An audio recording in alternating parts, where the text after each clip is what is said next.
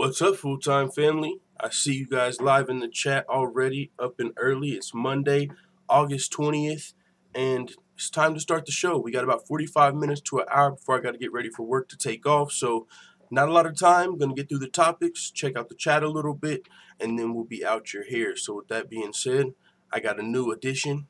This is Sean O'Malley, and you're watching Full-Time MMA. Don't be a bagel-biting, bagel bitch boy, bagel bitch back. Let's go, full-time family. We got the new intro. That was dope. We just interviewed Sugar Sean O'Malley. If you don't know, shoot, you won't know. But that was dope. We did that this Saturday. We did that Saturday. But yeah, man, we got a lot of news to talk about. It's been the weekend. You know, the MMA world never sleeps, so we got a lot to talk about. So we're going to get straight into that. But, hey, man, also this weekend, I thought it was actually going to be this last Saturday, but it wasn't. There was no UFC this weekend. We got Vick versus Gaethje. So what a better way to start the show than our boys around here, Blake Shelton remix. Yeehaw! It's full time. MMA.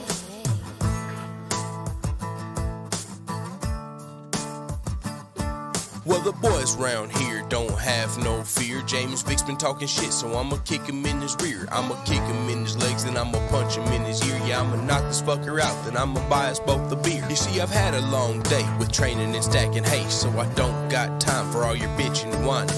I don't know what you were thinking when you signed up to fight me at UFC Lincoln, but you had to be drinking. You had to be thinking that you were actually decent, but I'm about to prove you not when I beat your ass this weekend.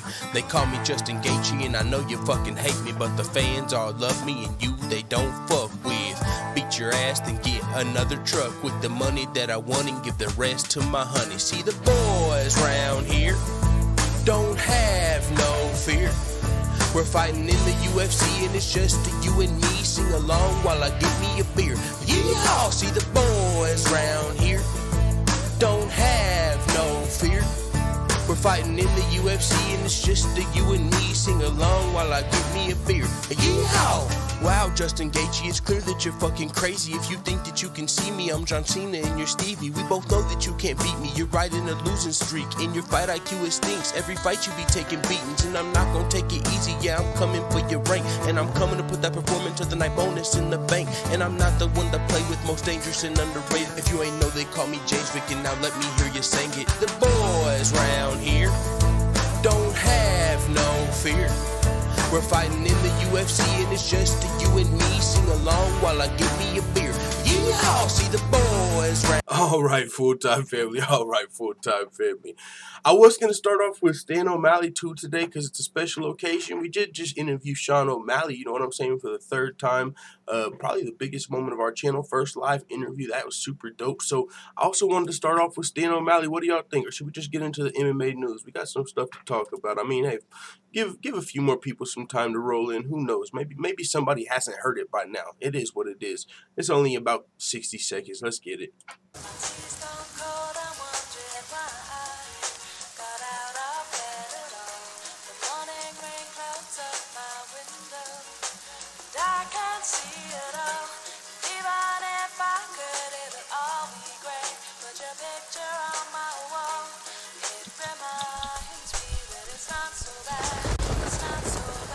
Dear Sean, I don't know if we'll ever talk again, so I'd like to thank you for that interview. And by the way, how's your ankle? You just won your last fight and you couldn't even walk. You beat Andre Tukhov, and that ain't no walk in the park. And now you got the world behind you, but they don't like you like I like you. They don't give you credit, they think you won cause Andre's IQ.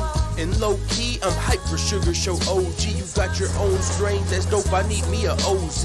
See, you gave me an interview and no one knows me.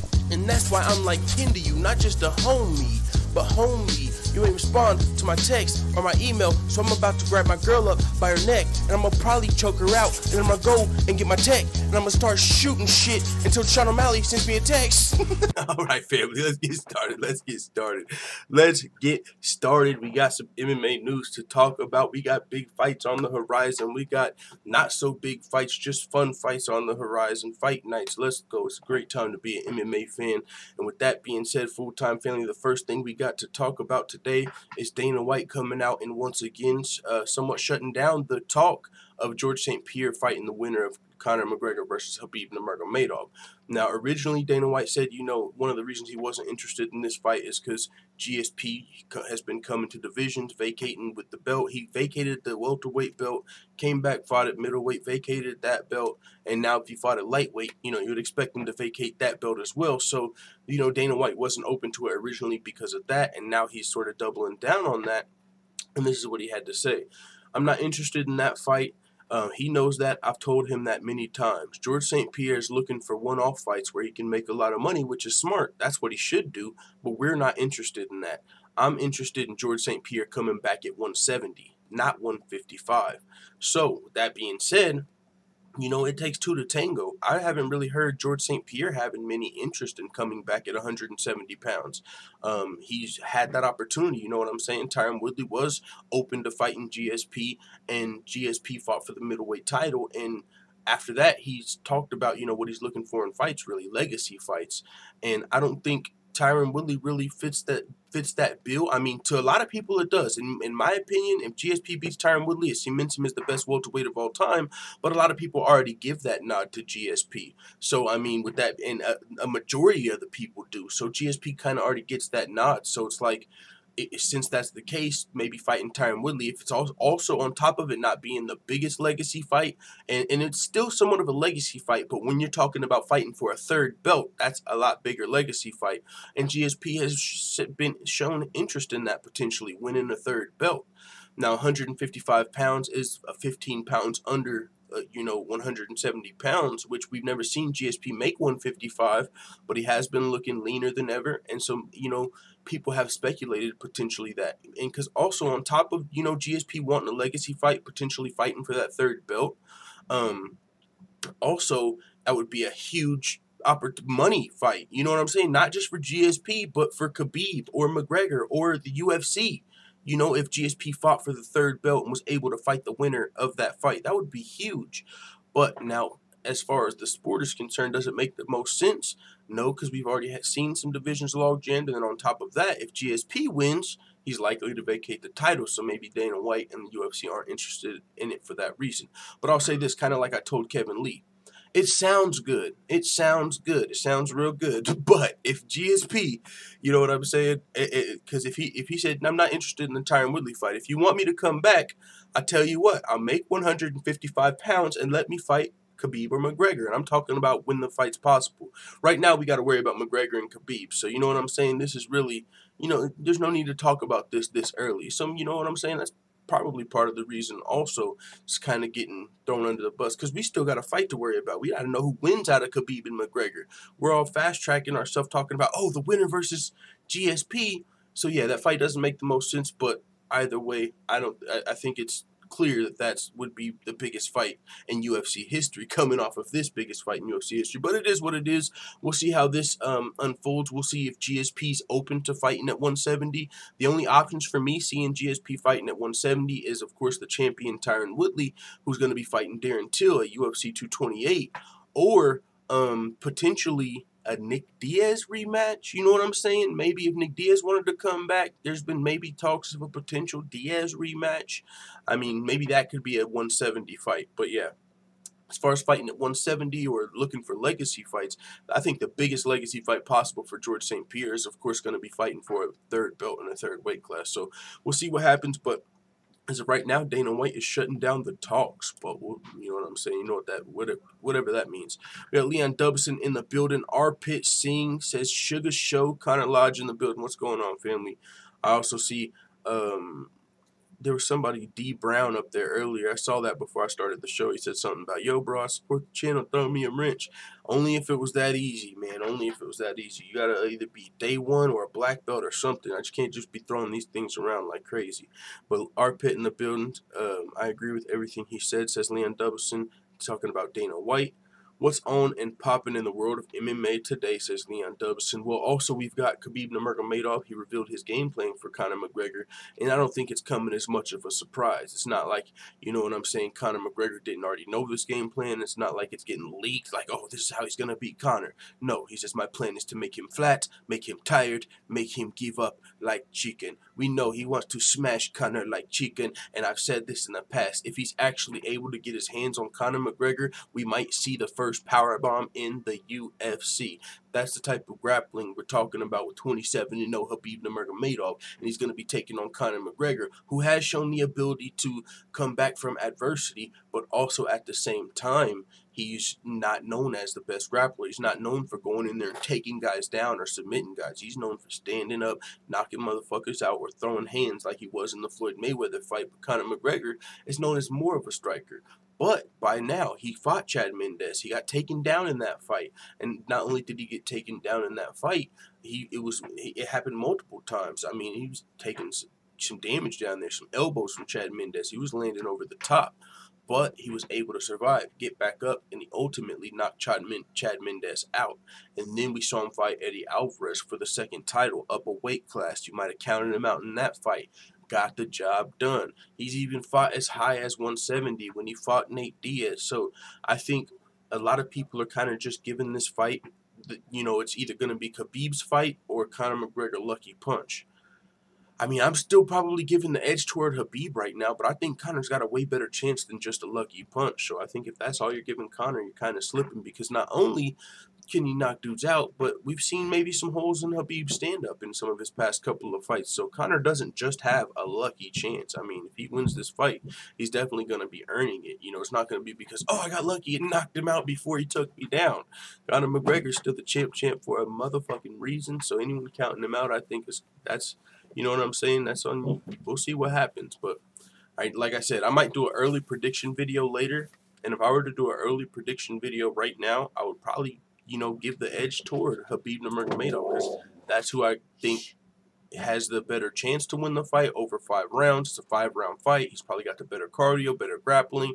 So you give the edge to Khabib. But I just have a feeling the closer and closer we get, after a Conor McGregor press conference, something, he's going to convince me, you know what I'm saying, that the champ is back. So I can't wait for this fight. It's great. Remove Lizard says, it's Khabib time. Khabib champ. Yo, very well could be. I cannot wait for this fight. And you can see the countdown on the screen. There's only 46 days until McGregor versus Khabib. Let's fucking go. All right, family, let's go in. We got 17 people here. That's super dope. I saw like Luke Thomas was live, so you know what I'm saying. I didn't really expect a crowd, but hey, we got 10 thumbs up, 17 watching. If you're done biting your bagels, make sure you hit that thumbs up button. But yeah, with that being said, shout out to everybody that's here chilling. Arpit Singh says DC is champ. No, DC is double champ. McGregor is champ. But I see what you're saying. Conor Lodge says McGregor will smoke him. Let's fucking go, Conor Lodge. That's what I'm talking about. Don't count out the champ. It's a close fight. You know what I'm saying? Can't wait. All right, let's go, though. Michael Bisping reacting to Colby Covington's visit to the White House. Now, if you recall, you know, Michael Bisping kind of called Colby Covington out like, yeah, did you really get a visit to you know, meet the president, or is that just some more lies, buddy? And he was like, and then we saw him with the picture. So Colby Covington posted this on Instagram, and this is what Michael Bisping's responding to. Hey, that's the best joke I've heard all day. Good one. Take your shades off, bud. You look like an idiot. Hey, buddy, don't worry about it. At least I'm not wearing shades. At least I'm proud of the way I look. I'm here to make the division great again. And you know what I'm going to do by making the division great again? I'm going to the White House. I'm putting this on Donald Trump's desk. Do you have the invite to go to the White House? Or is that just another, you know, figment of your imagination like being the champ? America.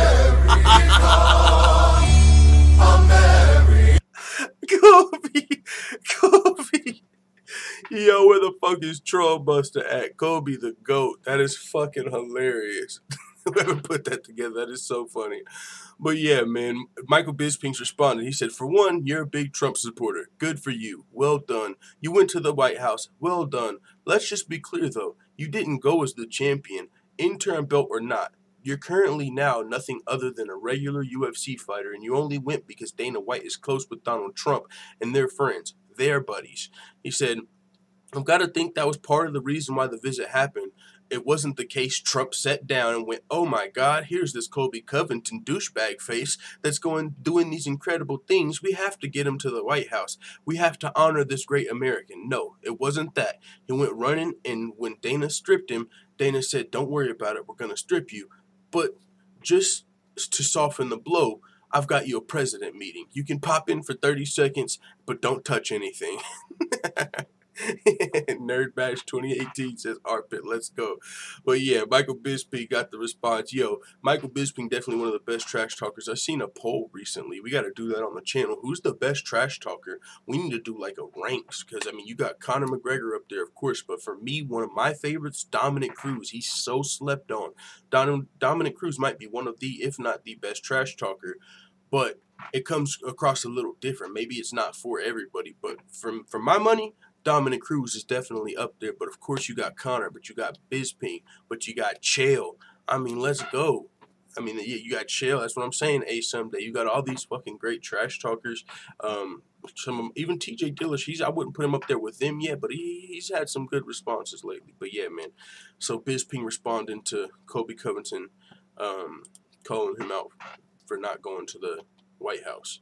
Well, Colby Covington called him out for calling him out. You get the point. Ilir Latifi, though, calls for a fight with the undisputed champion Jon Jones, and Jon Jones has responded. This is for sure a fight. I actually think this could be, you know what I'm saying, a call out and a response for the future, because Jon Jones will be back. Daniel Cormier is going to retire. Jon Jones versus Daniel Cormier, that rivalry is not going to be around forever. If they do get one more fight, we're all going to love it. It's going to be great, especially if it happens at heavyweight before the Brock Lesnar fight, because that would put the Brock Lesnar fight on the line. Jon Jones, DC3, Madison Square Garden. I might just fucking have an MMA-gasm, you know what I'm saying? Pause. But yeah, that would be crazy. But if they do fight again, regardless, Daniel Cormier is going to be retiring soon. Who's Jon Jones going to be fighting in the future? At light heavyweight or at heavyweight? Well, somebody that actually answers both of those calls, because Ilir Latifi has offered to go up and fight at heavyweight in the past, is Ilir Latifi. And he's actually one of my favorite light heavyweight prospects right now. Not even prospects, but contenders. The division's just kind of log jammed up. But I can't wait to see Ilir Latifi's next fight. I believe he was scheduled to face Shogun, if I'm not mistaken, at UFC Hamburg, but got injured. But either way, Ilir Latifi's calling out Jon Jones. This is what he had to say. Undisputed champ, when you are ready, I am ready to welcome you back to the octagon. Jon Jones says, just keep winning, my friend. That's usually the best way to get to me. Ooh, we got a call out and we got a response. And like I said, this fight might not happen next. Ilir Latifi could welcome Jon Jones back to the octagon. You know, he's definitely down. I'm sure he would love to. But if that's not Jon Jones' first fight back, I definitely still think this is a fight we could see in the future. 2019, 2020, I don't know. I just know Ilir Latifi's a top contender, and Jon Jones is also, if not when he comes back, going to be the champion. For sure, a top contender. So I would actually already like to see this fight, Ilir Latifi versus Jon Jones. We'll see what happens, but we do have a call-out and a response. Forward says, listen to Kayla Harrison's interview on the MMA Hour. Safe to say I'm all aboard the hype train. That's what the fuck I'm talking about. I listened to it too. Let's go. I listened to it too, and I was going to download it again just so I could listen to it at work, just in case I missed any of it. But yeah, that's what I'm saying. And you got to join it an hour later. You got to be on. Kayla Harrison is the motherfucking real deal, Holyfield.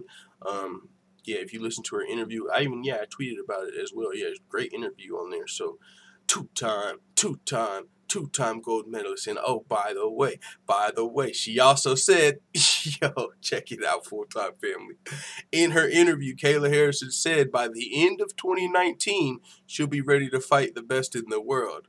She feels like she'll be the best in the world, ready to fight the best in the world. You know what that means, right? The end of 2019 is the beginning of 2020. Motherfucking 2020. Let's go. Cyborg versus Harrison 2020. That's all I'm saying. Let's go, though. We'll continue. Team Anderson Silva calling for the Daniel Cormier rematch. Recently, Anderson Silva, the former GOAT, was cleared, found innocent by USADA in his second failed drug test. And so now he is redeemed and he's looking to be coming back. Who's the Spider coming back against? We don't know. Fight a lot of us would personally like to see, and maybe some people feel differently, is Anderson Silva versus Georges St-Pierre. Now, that's a fight I wanted to see. I don't know how it would happen, if it can even happen. GSP's looking for legacy fights. I think this would be a legacy fight, but the weight situation just wouldn't help because GSP's looking a lot smaller. I don't know if he's trying to come back up to middleweight. So I just don't know if that necessarily makes sense.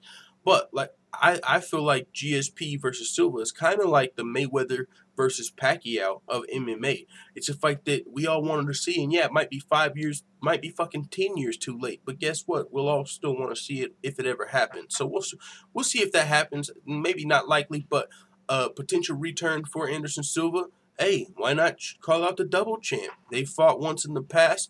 A lot of people felt like Daniel Cormier had to lay on Silva to win that fight. A lot of people weren't impressed with that performance by Cormier. But like I told my casual ass brother and some of the other people that feel that way, Daniel Cormier is a fucking wrestler. Anderson Silva is one of the best strikers of all time. What do you want him to do? Go in there and fucking kickboxing? What are you talking about? This is MMA. What are you talking about? Anybody that feels that way. So let's get that out of the gate. But either way, Anderson Silva's looking like he maybe wants a rematch. And, you know, you got to take into consideration that first fight was super short notice. DC was supposed to be fighting like Jon Jones, who got pulled from the fight. Boom, boom. We know how that happened. Gegard Mousasi offered to step up and replace Jon Jones. Woo-hoo, I would have loved to see that fight. But Anderson Silva got the call. That was bigger. UFC 200, Silva versus Cormier happened. Short notice, super short notice for Anderson Silva. So a rematch, yeah, it would be a big fight, actually. I mean, talking about legacy fights, Anderson Silva and Daniel Cormier are always going to be that. I mean, having either one of them on your resume, if you can beat either one of them, is fucking legendary. So, yeah, that's a legendary fight right there. That's a legacy fight. So, with that being said, this is Anderson Silva's team calling for the rematch. But you have to imagine now, does this make the most sense for Cormier, or is this a little bit of clout chasing? I mean, it would be a rematch, but this is what he had to say.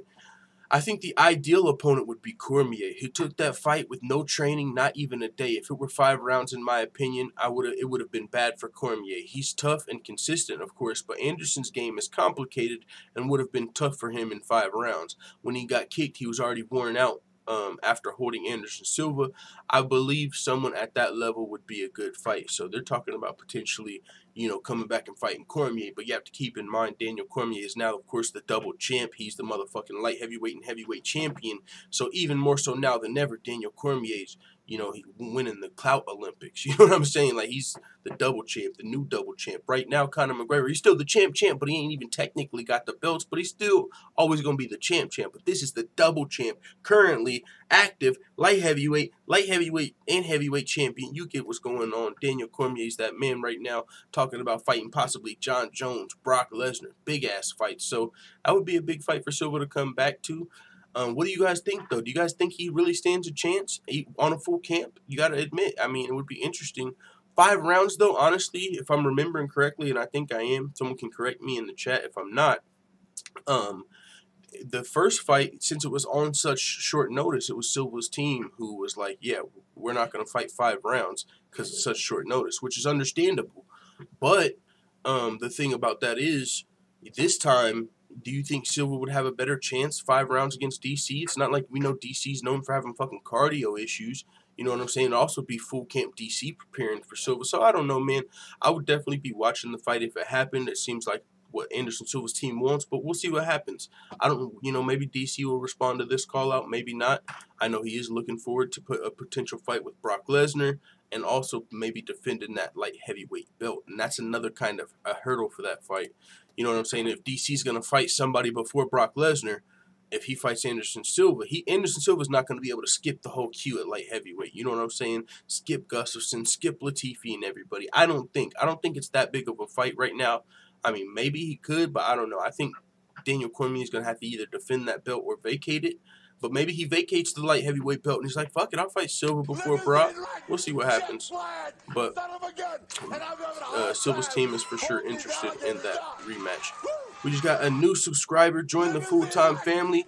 Is that Ronan Warrior? What is up? Thank you for hitting that subscribe button. But not only Ronan Warrior, we got Boxing Knowledge in the building. What is going on? 2 new subscribers. Thank you guys for hitting that subscribe button, joining the full-time family, becoming MMA, full-time MMA white belts. God Flawless says easy money for DC. Arpit says Diaz. Yeah, that's another good call, Arpit. Silva versus Diaz. Boom. I mean, if GSP, you know what I'm saying, if he's not going to be at middleweight fighting you know what I'm saying, Nick Diaz or Silva, then yeah, maybe Nick Diaz versus Anderson Silva. There's one. That's a good call from Arpit right there. Was PK Vid says, what up, full-time family? Great interview yesterday with O'Malley. Much appreciated, man. I low-key was hoping it turned out well. I'd never used a Skype call while on the live thing. I didn't know how the sound was going to come out. I didn't have a good way to test it before, but it worked. Let's go. Forward says, let's donate some more straws for them to clutch at. Go Straw Me. Speaking of Go Straw Me, they sent me another fucking random ass email, GoFundMe, after flagging my shit down, and they were like, oh, by the way, you can't accept payments on your account anymore. I was like, yeah, I already knew that when you banned my shit last week. Why are you sending me this again?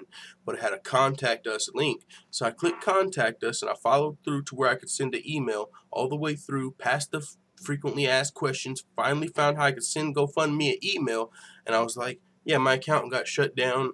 Not sure why. I'm a YouTube channel trying to, move to a new studio. And they sent me the fucking email back that they'd already sent me. Oh, we're a proprietary company. Our banking system's no longer doing business with you. So we don't have to answer questions like this because we're proprietary. So that's pretty stupid. But yeah, Arpa says, get Kayla Harrison interview. She's in pretty high demand. But I mean, we can send an interview to her management team. That's the best chance we got. Mr. Perfect 2005 said, what up, forward? Another day in paradise. Let's go. Who should Ferguson fight next? Says Bartek Drobiniak. Either Anthony Pettis or Kevin Lee. I think those are two of the only guys open right now. Unless he, maybe fights the winner of McGregor and Khabib, since he's still that #1 contender. Forward says, was out celebrating my birthday, but caught up with the Sean O'Malley interview. World-class stuff, full-time. We proud of you. Much appreciated for it, my motherfucking dog. All right, but this weekend we do got Justin Gaethje taking on James Vick. James Vick has been really letting out some of that trash talk, man, at the press conference. It's kind of crazy how big the press conference was. You had Nate Diaz versus Dustin Poirier. Nate Diaz for sure stole the show. But then, on top of that, we had the announcement of McGregor and Khabib, and I still left that press conference thinking, well, goddamn, James Vick was in there talking some shit, wasn't he?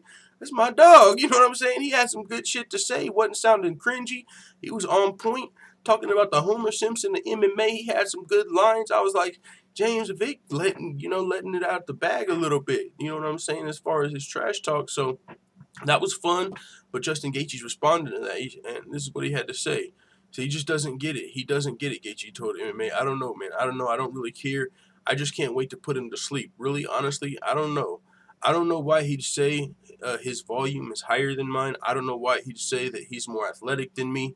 I don't know why he thinks he deserves the opportunities that I've gotten. He doesn't understand how I've earned what I've gotten, how I earned 3 top 5 opponents, how I earned 3 out of 4 main events, how I earned 4 fight night bonuses. He doesn't understand. He feels entitled for some odd reason. He's only fought 1 top 15 guy. He went to sleep. There's a huge difference in the way we've both went to sleep. He's the definition of someone who's not a fighter. How do you get knocked out laying on your back for 3 minutes when you don't even go all the way to sleep? You know you've got fans and family out there worried about you. Get up on your feet and find the stool. Small things like that. Damn. I just don't think he understands what we're doing here. Damn, Justin Gaethje coming back with that heat. I'm not going to lie. A lot of these sound better and when they're written out. Because at the press conference, I'm not going to lie, I had it like a 2, maybe 2-0, I don't know, on the scorecards for James Vick. Actually live in person trash talking, but right here, Justin Gaethje, he's coming back with some of that fire. He said, I just fought 2 of the best guys in the world in my weight class, and you didn't hear one of them spouting this stuff because they're not stupid. They knew that they were going to have to dig deep, that they were going to have to prepare ultimately for themselves to go out there and give everything and be in a war, and they knew they couldn't avoid. He thinks he can avoid it, and when he can't, he's not mentally prepared. There's got to be one smart person around him that says, hey, even if you do think this guy is not on your level, why would you down talk your opponent? Because if he beats you, when he beats you, you take on all that shit talking you were just talking. He takes it on himself. So he's just putting more pressure on himself. Honestly, I'm excited. I'm excited to put him to sleep. I'm excited to put him in a fight. He tries to avoid a fight at all costs, but he's not going to be able to do that. And Justin Gaethje's making a great point because, yeah, who wants to get in a fucking war with Justin Gaethje? You know what's coming. I'm sure you would love to use your footwork and get out the way. But no, were Eddie Alvarez, Dustin Poirier, two of the best lightweights in the world, able to avoid that war? No, they weren't. They weren't able to lose no footwork. Nothing they had were going to avoid that war Justin Gaethje was bringing. The leg kicks. Even if they know to check, you can't check them all, man. So Justin Gaethje's bringing it to you. And James Vick does come across like, yeah, you know, he's always getting in these wars. You know what I'm saying? Like, you're going to be getting in one now. You know what I'm saying? You can't just avoid it just because you're the smarter fighter. If you feel like you're the smarter fighter, you feel like you're the better fighter, that don't mean you can avoid that damage Justin Gaethje's bringing. You can be one of the best lightweights in the world, as Dustin Poirier and Eddie Alvarez are, and you still looked at those fights like, damn, how many more of these leg kicks can they take before they just gotta, you know what I'm saying, before they can't walk anymore. You know what I'm saying? Like, so you can't just avoid it just because you feel like you're the smarter fighter. Justin Gaethje's got a great point, and this is going to be a great fight between James Vick and Justin Gaethje this weekend, so I can't wait for that. But moving on, though, we got about 25, 30-ish more minutes, I believe. Our Pit Singh in the building, still Mr. Perfect 2005 said Gaethje versus Barboza. Ooh, that might be fun, dude. I like that idea. That'd be a fun-ass fight. But moving on to the next topic, we got UFC 228 main event backup Kamaru Usman dreamt this is how he becomes the champion. Sounds good. Come on, man. Come on, man. There's no way he dreamt up this scenario. I mean, I could imagine him dreaming he became the champion, but just hear me out. Hear the scenario here. You dreamed that, like, Darren Till was going to be getting this call on short notice to fight Tyron Woodley, and so now we got this new backup fighter thing. You also dreamed that was already going to be in effect. This is kind of new. We're starting to see this, so it's just starting. These backup fighters, you're going to have somebody, like, weighing in, you know, doing a camp, and just in case somebody falls out, they're going to be ready to fight. So that's a new thing. So how the hell are we, you know what I'm saying? That's like saying it wasn't even here yet. So how did you dream about it? Now, maybe he did. I don't know. But it sounds a little sketchy to me. Just to me, you know what I'm saying? Because maybe he dreamed about it after he found out about this new stand-in champion. But it's like you dreamed you were going to be like the replacement. And who knows? We'll see what happens. But this is what Kamaru Usman had to say.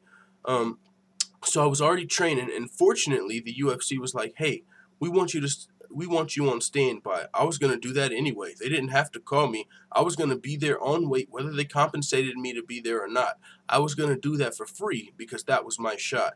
If Darren Till is able to make weight, more power to him. I want him to be able to make weight and get his shot. And if everything is fine with Tyron, more power to him. But in my dreams, I dreamt this was the process of how I become the champion. That's the part. You know, I completely get dreaming to becoming the champion, but dreaming that you're going to be the replacement and, like, you know, Darren Till misses weight, that's a hell of a dream. This motherfucker's got, man, he's got the dream, you know what I'm saying? He's got that, what's it called? Foresight. This motherfucker sees exactly what's happening. He says, if it was just as opponents, of course, I would rather fight Till. Till is a much bigger guy. Right now, he's got the wave. He's got the whole country behind him. He's that face guy that the UFC is really behind, and they're trying to push. So, yeah, I'd want Till for sure. Absolutely. Plus, he hasn't really been tested. Everyone wants to see that ground game tested, and I want to test that. I want to see what he possesses down there when he's put on his back. So, man, that's going to be crazy if Kamaru Usman does step in, bro. I wonder, but this is my thing. Like, if Till just misses weight, does Kamaru Usman take the fight? Or is it only if he's injured? Because what if Till misses weight by, like, 0.2 pounds, but he's still ready to fight? Is it like, nope, you missed weight, you're out the fight? Like, that's something I'm curious about. If you miss weight, are you out the fight? Or is it just if you're injured? Because we've seen guys miss weight in the past and still fight. Is this a situation where if you miss weight, he's getting the fight? We need to see a title fight. Fuck that. No more of this half of a title fight stuff. So we'll see what happens. Joseph Reardon says, what up, fight fans? Not much. What's going on, Joseph Reardon?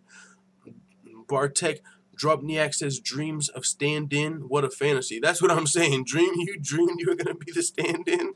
Hell of a dream. That motherfucker was on point. But yeah, Amanda Nunes and strawweight Nina Ansaroff announced their engagement. This is good because I kind of already got confused. Like, are they girlfriends? Is it her girlfriend, her wife? You know what I'm saying? I already kind of thought they were engaged or married. So this is dope. Now a lot less confusion. This is Nina Ansaroff. She posted it on social media, and then Amanda Nunes also posted on social media. They both put the whole little, you know what I'm saying? And you see the ring there. So she said yes. Looks like they are officially engaged to become wife and wife. Congratulations to them. Nina Ansaroff just coming off of a win as well. She just got that win at UFC Calgary, if I'm not mistaken. And Amanda Nunes seems to be ducking her taco at the moment. You know what I'm saying? Waiting for that Chris Cyborg fight at the end of the year. Not now. She wants to give it time to build. Well, man, if we're trying to give the fight time to build, I feel like we should be building the fight. If that's part of the reason we ain't fighting Cyborg, we need to be talking some shit or something, building this fight. Ain't that why we ain't fighting? So we can build the fight? Let's get it. You know what I'm saying? Ooh, I just thought about it. Cyborg's got to show up to this wedding. Let's go, champ! Let's go, champ! Yo, I'm telling you, I need to be a manager or something. I was telling Sean O'Malley he's got to fire up a joint in the stands, because even if you get kicked out of the fights, it's going to be a hell of a headline. You know, it's the day and age, publicity stunts, all this trolling and shit. Boom. Fire up. Sean O'Malley gets kicked out of UFC 228 for lighting up a joint in the stands. Yo, I'm just saying, it's going viral. Boom. Chris Cyborg shows up to Amanda Nunes and Nina Ansaroff's wedding. Let's go, champ. Eating the wedding cake. She takes a fucking scoop with her hand out of the wedding cake. Let's go, champ. That's all I'm saying. Let's go, champ. Eating that motherfucking wedding cake. Cyborg crashes the wedding. Let's get it. Let's get it. Forward says, daily reminder, Booger Bash 2018, Gorilla Smash 2018, UFC 228, hashtag new champ. Till, let's go. Forward think it's definitely got Till in the fight. Hopefully he doesn't miss weight where it's going to be fucking Kamaru Usman champ and shit. Fuck you telling me. Fat Ninja Flip says, in Dallas, I heard he might get sniped. Haha, they be tripping on weed there. Well, maybe not Dallas. The UFC 25th anniversary Colorado event somewhere. And like I said, make sure it's cool with the UFC first. You don't want to get taken out of your fight. Make sure they're in on it. Hey guys, I got a good way, to promote my fight. Might be a smart idea. You guys care if I fucking fire up one time? You know what I'm saying? And then just get kicked out and then I'll be good. You know what I'm saying? I'm just trying to get the headlines, dog. Let's go. But no, Amanda Nunes, congratulations to Amanda Nunes and Nina Ansaroff for sure. Paige VanZant has also said yes, but to a fight date. But I think she's also engaged, though. She's going to be marrying Mr. VanZant, Austin Vanderford, who isn't signed with the UFC yet, but he fought on the Dana White's Tuesday Night Contender Series against the Team Alpha Male guy of all people. And so he's looking to get in the UFC. I wouldn't be surprised if Bellator, LFA, someone's going to scoop him up. You know what I'm saying? He's already tied to Paige VanZant. I don't know why they wouldn't have yet. I mean, that just seems like, a guy that's got already tied to some star power. You know what I'm saying? And he was on the MMA show, I believe, Ariel Helwani last week talking about it and stuff. So, but aside from him, Paige VanZant said yes to a fight date. Unfortunately, we didn't get to see the date or the opponent. But PVZ is returning. We shall see. I think it's clearly got to be at 125 pounds. She was already having a hard time cutting to 115 pounds before the breast implant she's got recently. So I don't see it being easier to get down to 115 pounds. So she's clearly, in my mind, a flyweight permanently at this point. But we'll see what happens. She has said yes to a fight date. So there's a PVZ update. This is something that happened recently. So we've all known about Brock Lesnar's potential return to the octagon, and one of the things about that return is, he was signed with the WWE, but it looks like the WWE and the UFC have worked out a deal to keep Brock Lesnar a two-sport athlete, which that's not surprising. I mean, it kind of feels like that the UFC and the WWE, I don't know if they've got a great relationship, but somewhat of a relationship. You see Ronda Rousey going to WWE, Covington going to the WWE. You got some WWE fighters coming to the UFC and stuff. You know what I'm saying? So with that being said, also Brock Lesnar did just lose his title. I didn't watch it. I just saw on one of these website headlines, it was like Brock Lesnar loses his return or his title ahead of UFC return.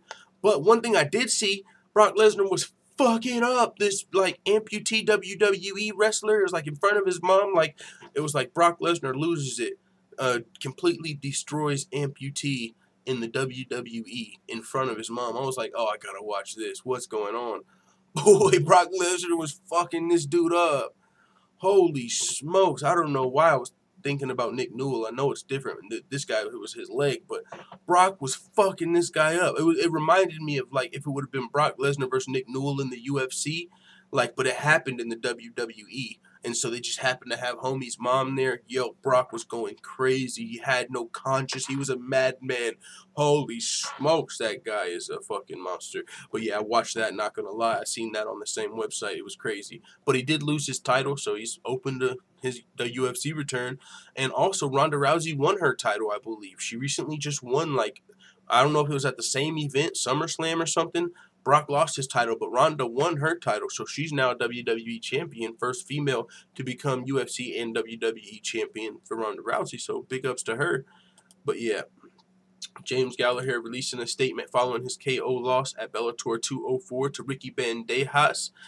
This is his statement. I think he said something like, "I'm still the shit." Where's he at? He put, "I talked a big game and got the big fall that everyone's scared to do. If I hadn't of talked, none of you would be talking about me either. It'll be the best thing that ever happened to me. I'll take it on the chin literally and move on. Hats off to my opponent. I show up fully prepared, ready to go. There's no excuses. I'm going to bounce back from that loss, climb my way back up, and become world champion. I woke up today with no injuries and with people who care still around me. I get back to the gym, put in work, and climb my way back. Nothing will keep me down. My spirit is bruised but never broken. I'm still the shit." James Gallagher not fucking around. Man, I was at work, so I didn't get to watch these fights live, which sucked, but I saw the replay, and man, he was talking. You know when you circle the octagon, when you first get in the octagon, he got in his opponent's face at that time like, "What's up, bitch? Can't wait to fuck you up, motherfucker. I know I'm supposed to be doing a circle, but I'm in your motherfucking scalp knuckle." Like, he was in his face the beginning of the fight talking shit, and he did the circle, and then boom, boom, she got completely smoked there by Ricky Bandejas. So he, you know what I'm saying? It was one of those like MMA instant karma moments type deals. He got stiffened out after talking all that shit, but he's got a good point.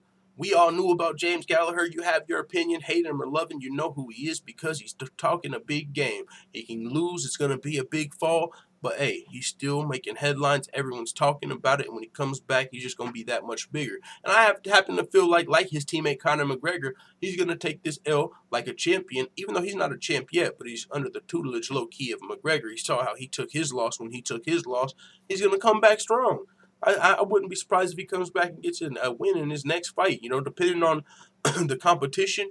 That was a step up in competition. Who he fought, Ricky Bandejas, was the real deal. Some people might have not knew who Ricky Bandejas was, but he was 10-1. He had a solid record, great team, and I actually did pick him to win the fight. I didn't know it was going to be like that, but I did see the step up in competition that this was going to be for James Gallagher, and so we'll see what happens. But James Gallagher is also very young, a lot of time to grow, room to improve.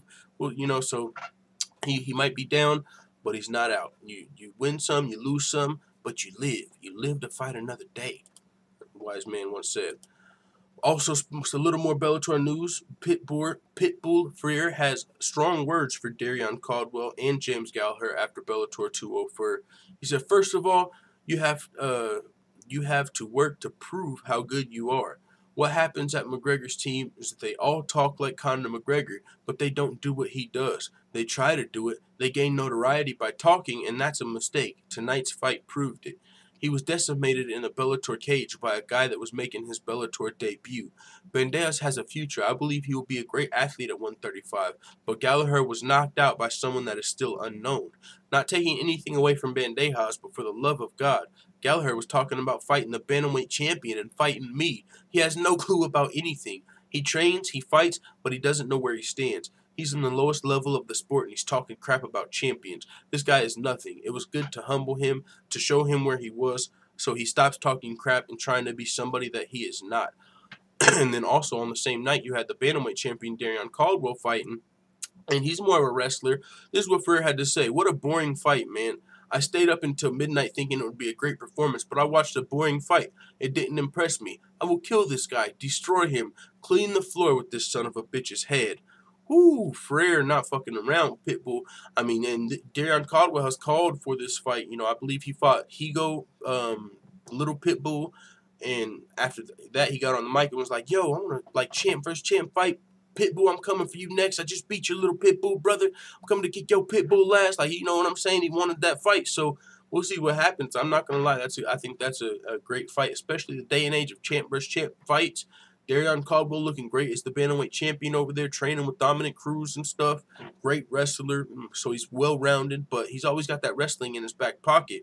But he would be moving up a division. You wonder, would his wrestling have the same effect a weight class up? He's still going to have great wrestling, but he's going to be going against even more high-level opponents in the Pitbull brothers, the featherweight champion over at Bellator. So with that being said, that's a fight I'm definitely interested in if it gets made. And Bellator usually gives us the fights we want, so I wouldn't be surprised.